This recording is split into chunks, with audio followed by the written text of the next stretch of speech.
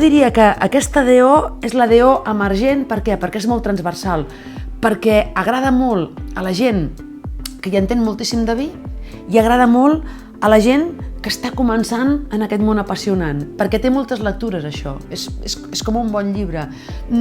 Té molta alegria, té un punt molt porno, molt de hola, molt elèctric, però també té un punt molt reflexiu, després, molt intel·lectual. I totes aquestes lectures es poden com sedimentar.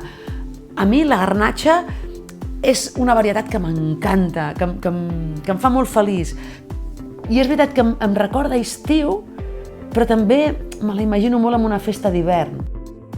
Podríem dir que és un dels meus raïms preferits, aquest. I m'agrada molt que aquest raïm tan particular i tan exportable, perquè aquest raïm és molt personal i és molt universal. Com quan parles potser d'algun llibre, tu dius Macondo, que era tan personal, Macondo de 100 anys de soledat, no? Doncs en el fons és molt universal, no? Doncs això em dona aquest raïm, no? Que és un vi molt personal i molt universal, i m'agrada que aquest vi sigui una de les varietats de Catalunya, que sigui una de les varietats de la Terra Alta. Brindo per vosaltres. I us dic, sense por, regaleu-la perquè triomfareu.